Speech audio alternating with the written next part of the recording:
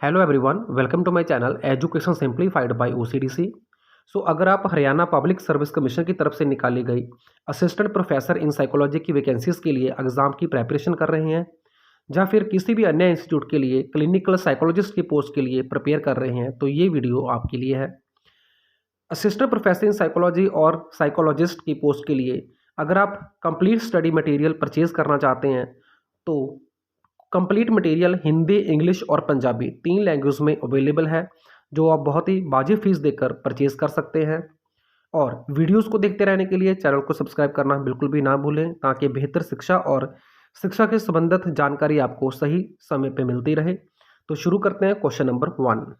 पहला क्वेश्चन आपका है, which part of the brain is primarily responsible for regulating basic bodily function such as heart beat and breathing. तो brain का कौन सा ऐसा हिस्सा है जो दिल की धड़कन और सांस लेने जैसी बुनियादी शारीरिक जो कार्य होते हैं उनको विनियमित करने के लिए मुख्य रूप से जिम्मेदार है। तो इसका आंसर आएगा ऑप्शन सी, मेडुला ओब्लोंगाटा। जो मेडुला ओब्लोंगाटा है वो हमारे हाइंड ब्रेन का पार्ट होता है। तो ब्रेन को 3 पार्ट में कैटेगराइज किया गया है, ठीक है। तो उसको बोलते हैं, जो पहला पार्ट होता है उसको बोलते हैं फ्रंट ब्रेन, सेकेंडली होता है मिड ब्रेन एंड थर्ड होता है हाइंड ब्रेन, ठीक है जी। तो हाइंड ब्रेन का पार्ट होता है मेडुला ओब्लोंगाटा, जिसके अंदर बहुत सारे हमारे रेगुलेटरी सेंटर्स होते हैं, जैसे कि रेस्पिरेटरी सेंटर, ठीक है। तो ऐसी सांस लेने जैसी जो बुनियादी क्रियाएं हैं या दिल की धड़कन है, तो इसको रेगुलेट करने का जो सेंटर है वो मेडुला ओब्लोंगाटा में है। अगर स्पेशली रेस्पिरेटरी का पूछा जाए तो वो होता है पॉन्स वेरोली में, तो वो भी पार्ट है मेडुला ओब्लोंगाटा के बिल्कुल साथ एसोसिएट, जो कि पार्ट है हाइंड ब्रेन का।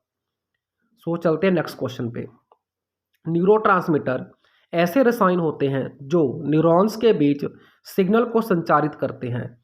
कौन सा न्यूरोट्रांसमीटर आमतौर पर मूड विनियमित से जुड़ा होता है, मतलब मूड की रेगुलेशन से जुड़ा होता है, और अक्सर वो अवसाद के उपचार में लक्षित होता है, मतलब it is targeted in the treatment of depression.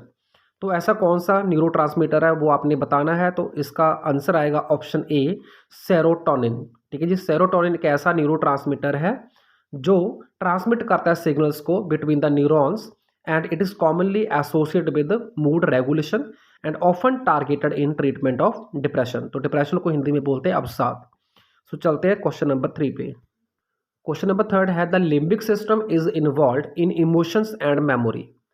अब पहले आपको पता होना चाहिए कि लिम्बिक सिस्टम होता क्या है। बेसिकली हिप्पोकैम्पस एंड अमिगडाला ये 2 डिफरेंट ऑर्गेनेल्स हैं, और इन दोनों का मिलाकर जो स्ट्रक्चर बनती है उसको बोलते हैं लिम्बिक सिस्टम।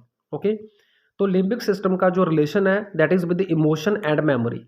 अब इसमें क्या होता है कि जो हिप्पोकैम्पस है उसका रिलेशन मेमोरी के साथ है, और जो अमिगडाला है वो एक आलमंड के साइज जितना ऑर्गन है, तो इसका जो संबंध है वो है इमोशंस के साथ, ठीक है, यानी कि भावनाओं के साथ। Which structure with in the limbic system is crucial for formation of new memories. Limbic system में कौन सा ऐसा पार्ट है जो नई यादें बनाता है, उसके निर्माण के लिए महत्वपूर्ण है। तो इसका आंसर आएगा option B, hippocampus. Next question, the myelin sheath is important for. अब माइलन शीथ किसके ऊपर होती है? ये होती है न्यूरॉन के ऊपर, ठीक है। तो इसका जो आंसर आएगा ऑप्शन ए आएगा, वो है ट्रांसमिटिंग नर्व इम्पल्स। जो नर्व इम्पल्स होती है एक न्यूरॉन से दूसरे न्यूरॉन में ट्रांसमिट होती है, तो इस ट्रांसमिशन में माइलन शीथ का रोल होता है। अब इसका ये क्वेश्चन भी आता है कि माइलन शीथ को सिक्रीट कौन करता है, तो इसका आंसर आएगा श्वानन सेल्स, SCHWANN। श्वानन सेल्स जो होते हैं वो सिक्रीट करते हैं माइलन शीथ को न्यूरॉन के ऊपर। चलते क्वेश्चन नंबर 5 पे। क्वेश्चन नंबर 5 है, द फाइट और flight response is associated with activation of. किसकी एक्टिवेशन के साथ जुड़ा हुआ है फाइट और फ्लाइट रिस्पॉन्स? तो इसका आंसर आएगा option A, sympathetic neuron system. अब जो नर्वस सिस्टम होता है उसमें एक सिस्टम का नाम होता है ऑटोमेटिक नर्वस सिस्टम, ANS। तो ANS के 2 पार्ट होते हैं, सिंपैथेटिक एंड पैरासिम्पैथेटिक। तो सिंपैथेटिक एंड पैरासिम्पैथेटिक दोनों एक दूसरे के बिल्कुल हम कह सकते हैं कि अपोजिट होते हैं, ठीक है। Both are antagonist to each other. जो सिंपैथेटिक नर्वस सिस्टम है इसका संबंध होता है फाइट और फ्लाइट रिस्पॉन्स के साथ। Question number 6, which gland is often refer to as master gland because it regulates the function of other endocrine glands in the body, मतलब ऐसी कौन सी ग्रंथि है हमारे शरीर में जिसको मास्टर ग्लैंड कहा जाता है। क्यों कहा जाता है? बिकॉज ये बाकी जो एंडोक्राइन ग्लैंड्स हैं उनके जो हार्मोन्स हैं उनके रिसाव को रेगुलेट करती है। तो इसका आंसर आएगा ऑप्शन सी, पिट्यूटरी ग्लैंड। ठीक है, जो पिट्यूटरी ग्लैंड होती है, अब इसके भी तीन पार्ट होते हैं, anterior pituitary, posterior pituitary and mid pituitary. जो मिड होती है उसका एक ही हार्मोन होता है, that is MSH, melanocyte stimulating hormone. अब चलते हैं क्वेश्चन नंबर 7 पे। The heritability of the trait refers to, किसी गुण की, ट्रेट होता है गुण जो हिडन होता है, ओके, तो किसी भी ट्रेट की हेरिडिटेबिलिटी का क्या तात्पर्य है? हेरिडिटेबिलिटी का मीनिंग हुआ the extent to which gene contribute to individual differences in that trait, मतलब एक पर्टिकुलर ट्रेट को लेकर दो इंडिविजुअल में कितना डिफरेंस है, कितनी भिन्नता है, तो उसकी एक्सटेंट कितनी है, मतलब उसकी परसेंटेज कितनी है, उसको बोलते हैं हेरिडिटेबिलिटी। ठीक है, तो हर जीन की अपनी हेरिडिटेबिलिटी परसेंटेज होती है, तो उसके अकॉर्डिंगली दो इंडिविजुअल में जो डिफरेंस है वो पाई जाती है। अब चलते हैं क्वेश्चन नंबर 8 पे। What is the primary function of frontal lobe in the brain? तो ब्रेन में फ्रंटल लोब, अब बेसिकली क्या होता है कि ब्रेन को 5 लोब में कैटेगराइज किया गया, डिवाइड किया गया है। तो उसमें आता है frontal lobe, temporal lobe, parietal lobe and occipital lobe. ठीक है, जब पैराइटल होती है वो 2 होती है, तो टोटल होगी 5 lobe. So what is the primary function of frontal lobe पूछा गया है, तो इसका आंसर आएगा option A, motor control and voluntary movements. ठीक है, हमारी बॉडी का जो मोटर कंट्रोल है, जो गतिविधियां होती है बॉडी के अंदर, और जो हमारी वॉलंटरी मूवमेंट, मतलब हमारी इच्छा के अनुसार जो मूवमेंट्स होती हैं, ठीक है, वो उनको रेगुलेट करना फ्रंटल लोब का काम होता है।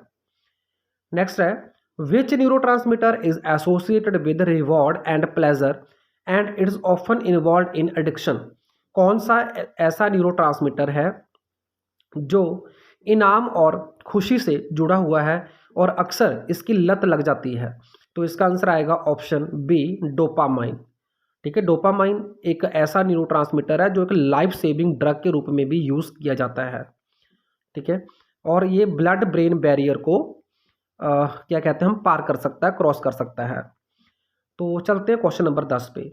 Damage to which part of the brain is most likely to result in language difficulties such as difficulty in forming grammatically correct sentence? तो कौन सा ऐसा पार्ट है ब्रेन का जिसको अगर क्षतिग्रस्त हो जाए, मतलब जो कोई इंजरी हो जाए, तो उससे बोलने में कठिनाई होती है और ग्रामेटिकली करेक्ट सेंटेंस नहीं बोला जाता? तो इसका आंसर आएगा ऑप्शन ए, ब्रोकास एरिया। ठीक है, बहुत सारे एरिया कैटेगराइज किए गए हैं और हर एरिया का डिफरेंट फंक्शन है ब्रेन के अंदर। तो ऐसे में ब्रोकास एरिया को अगर चोट पहुंचती है तो उसे लैंग्वेज डिफिकल्टी से पीड़ित होना पड़ता है उस व्यक्ति को। चलते हैं नेक्स्ट क्वेश्चन पे। The process of forming new neuron is known as, जब बॉडी में नए न्यूरॉन अगर बने तो उसके फॉर्मेशन को क्या कहेंगे? तो इसका आंसर आएगा option B, neurogenesis. Neurogenesis is the formation of new neurons.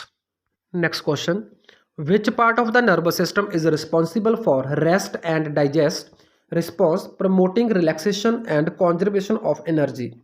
तो तंत्रिका तंत्र का कौन सा ऐसा भाग है जो आराम और पाचन प्रतिक्रिया विश्राम को बढ़ावा देने और ऊर्जा के संरक्षण के लिए जिम्मेवार है? तो इसका आंसर आएगा option B, parasympathetic nervous system. जैसे इसी वीडियो में मैंने आपको सिंपैथेटिक का भी बताया था, तो सिंपैथेटिक नर्वस सिस्टम किसी भी गतिविधि को इंक्रीज करता है तो पैरासिम्पैथेटिक उसको डिक्रीज करता है। सो दोनों एक दूसरे के एंटागोनिस्ट होकर बॉडी को स्टेबल करते हैं। ठीक है, तो जो पैरासिम्पैथेटिक है वो रिलैक्सेशन के साथ जुड़ा हुआ नर्वस सिस्टम है। तो चलते हैं क्वेश्चन नंबर 13 पे। सो क्वेश्चन नंबर 13 आपका है, the area of the brain responsible for coordinating movement and balance is the?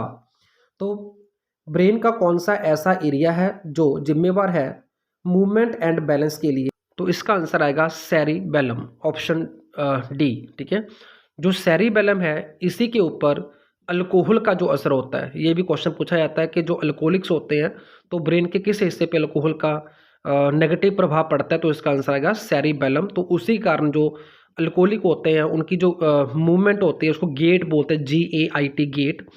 तो इसी कारण वो लड़खड़ा कर चलते हैं जो शराबी होते हैं, ठीक है। तो उनके सेरिबेलम के ऊपर इम्पैक्ट पड़ता है अल्कोहल का। सो नेक्स्ट है क्वेश्चन नंबर 14। क्वेश्चन नंबर 14 आपका है, what is the role of hypothalamus in endocrine system. So इसका आंसर आएगा option B, it regulate the release of hormone from the pituitary gland. जो hypothalamus होता है उसको relaying centre of the body भी कहा जाता है। सो हाइपोथैलेमस जो है वो रेगुलेट करता है पिट्यूटरी ग्लैंड को, ठीक है। तो pituitary gland, hypothalamus and adrenal gland ये सब मिलकर काम करते हैं, इसी कारण इसको कलेक्टिवली बोला जाता है HPA axis. Okay, HPA axis. तो ये इसके भी बहुत सारे क्वेश्चन आपको एग्जाम में आने की संभावना होती है। सो ये थे 14 बहुत इंपॉर्टेंट क्वेश्चन आपके एग्ज़ाम के लिए। तो ऐसे ही बेहतरीन वीडियोस को देखते रहने के लिए चैनल के साथ जुड़ जाएं, सब्सक्रिप्शन का बटन दबाना बिल्कुल भी ना भूलें। और कंप्लीट नोट्स परचेज करने के लिए आप संपर्क कर सकते हैं 9876371788 पे और 9569677123 पे। Thank you, thanks for watching.